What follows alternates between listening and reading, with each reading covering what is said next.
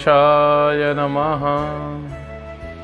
श्री गुरुभ्यो नमः।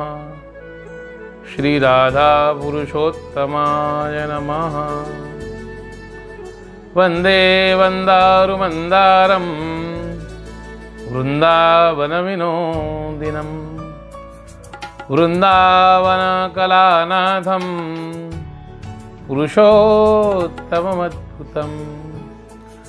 नारायणं नमस्कृत्यं नरं चैव नरोत्तमं देवीं सरस्वतीं व्यासं ततो जयमुदीरये। श्रीविष्णुरुवाच द्विजराजकृतं यत्ते नैतदन्यः करिष्यति जितं येन ममाप्युच्चैः पददेवैर्दुरासदम्। अयं लोकोऽपि विजितुष्टश्चाप्यहमद्भुतं न तद्वतो भुवान्नूनं येनाहं तुष्टिमाप्तवान्। अयं मम प्रियो मासः प्रयातः पुरुषोत्तमः। कामात् क्रोधाच्च विद्वेषा लोभादम्भागयादपि। सभी प्यारे भक्तगणों को जय श्री कृष्ण।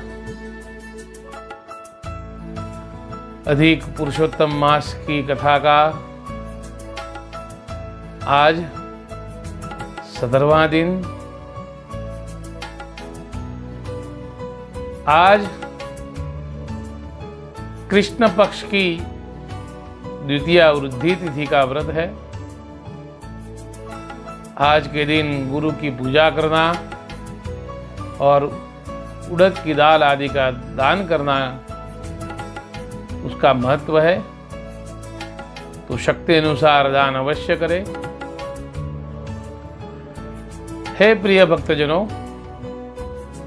17वें अध्याय के आरंभ में विष्णु भगवान बोले कि हे द्विजराज, जो तुमने किया है वैसा कोई नहीं करेगा। जिसने कि देवताओं को दुरासद मेरा स्थान जीत लिया है तथा वह लोक भी जीत लिया है, इससे मैं तेरे ऊपर महाप्रसन्न हूं। जिससे मैं प्रसन्न हुआ हूं इस वार्ता को तुम जानते नहीं हो। यह मेरा प्रिय पुरुषोत्तम मास में जो ब्राह्मण इसमें एक भी उपवास करता है, वह स्नान अथवा रति मात्र भी जो दान देता है, वह अनेक जन्म के किए कोटि दुस्तर पापों को दूर कर अपने निर्मल कर्म से मेरे शाश्वत स्थान को प्राप्त होता है। तुमने पुत्र शोक के निमित्त से बड़ा तप किया है। अकाल मेघ की वर्षा सहकर 1 महीने पर्यंत निराहार रहा है। हे ब्राह्मण, त्रिलोकी में तू प्रतिदिन तप करके प्रतिदिन स्नान करता रहा और अनाच्छादित स्थान में स्थित करने से तुझको महातप की प्राप्ति हुई है। आसन जीते हुए निराहार जीतालोक जितेंद्रिय शोक में भी मेरे ही नाम का जप बराबर करते रहे। हे ब्राह्मण, जो कर्म तुमने अहंकार रहित होकर किया है ऐसा कौन कर सकता है।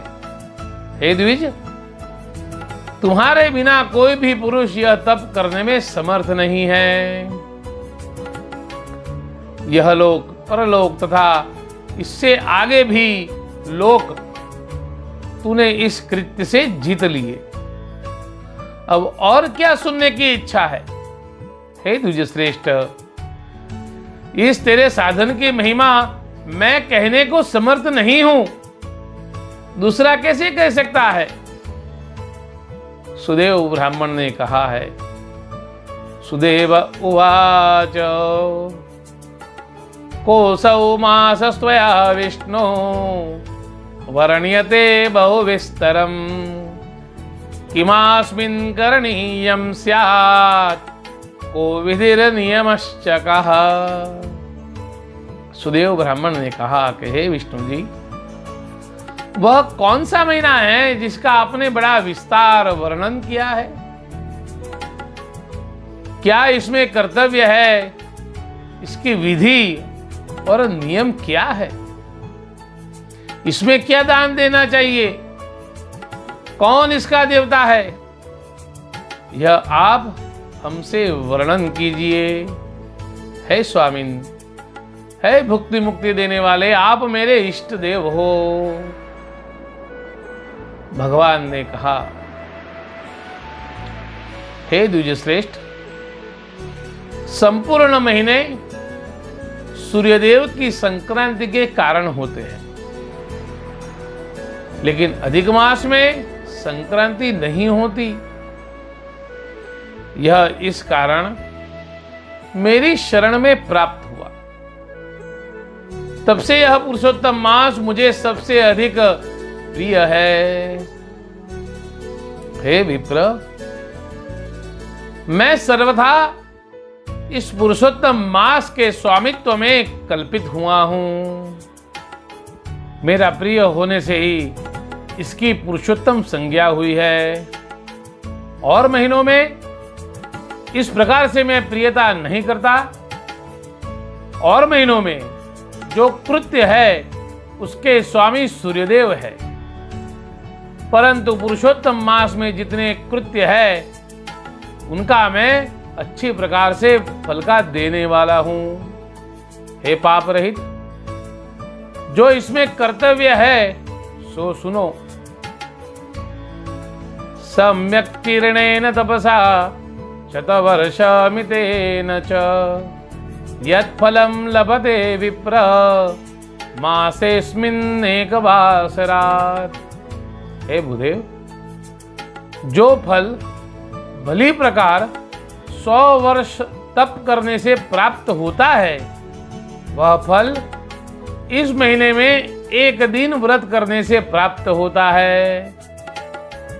जो स्वर्ण पात्र में करोड़ों 100 ब्राह्मणों के जिमाने का फल है, जो पुण्य अनेक सुवर्ण और रत्न दान से प्राप्त होता है, तथा जो फल लाख गायत्री के जपने से प्राप्त होता है, वह फल इस महीने में एक ही बार मंत्र के जपने से प्राप्त होता है।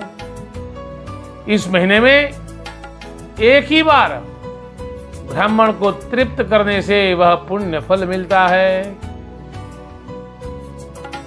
मेरे प्रिय पुरुषोत्तम मास में जपादि करने से संसार में कोई वस्तु अलभ्य नहीं रहती। जो नारायण के निकट द्वादशाक्षर का जप करता है, वह 10 बार भी जप करता है, वह अनंत फल को प्राप्त होता है। अर्थात उसे 1 करोड़ मंत्र जपने का फल मिलता है। पुरुषोत्तम मास में सुकृत करने से 7 कुल तक पवित्र कर देता है।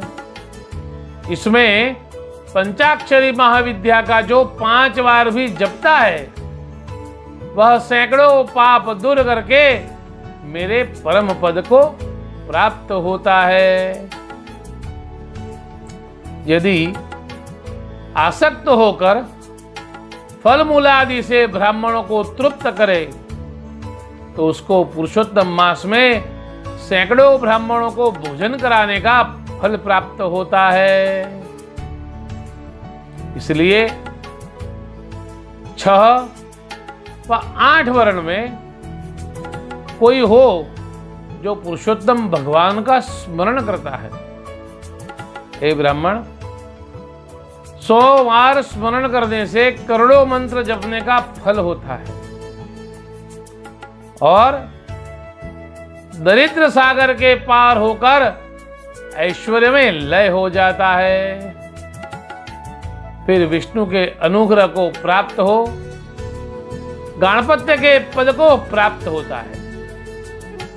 इस सर्वोत्तम मास को प्राप्त होकर जानकी जीवन नारायण को जो मंदात्मा पूजन नहीं करते हैं, वह चिरकाल तक नरक में जाते हैं। जो इस महीने में हरि मंदिर में ध्वजारोपण करते हैं अथवा वस्त्र से ध्वजा चढ़ाते हैं, उसके पुण्य फल को सुनो। बीणा, बाजे, मृदंग, नृत्य, गायन आदि ऊंचे स्वर से विष्णु की स्तुति करता है, वह आनंद को प्राप्त होता है। वह सहस्र युग पर्यंत आनंद कर फिर विष्णु के लोक को प्राप्त होता है। सहस्र दीपदान का सब भय हरने वाला फल सुनो। सुवर्ण के, चांदी के, तांबे के अथवा पीतल के पात्र में, तेल अथवा घृत के पात्र में जो मनुष्य दीपदान करता है, वह अत्यंत सुख को प्राप्त हो मेरा प्रिय होता है। वह अनेक वर्षों तक नाना प्रकार के भोगों को भोगकर फिर परब्रह्म परमात्मा के सालोक्य को प्राप्त होता है। इस कारण सब प्रकार विष्णु मंदिर में दीपक जलाना उचित है। मेरे मंदिर में प्रकाश करने से यमलोक का अंधकार दूर होता है और मैं उसके हृदय अंतर का अंधकार दूर कर देता हूं।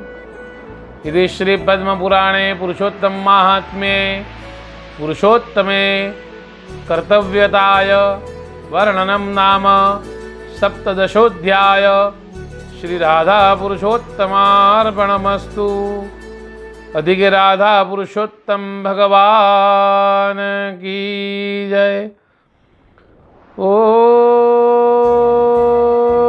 नमः पार्वती पते हर हर महादेव हर। कल कथा का 18वां दिन 18वें अध्याय का श्रवण करेंगे। तब तक सभी भक्तों को जय श्री कृष्ण।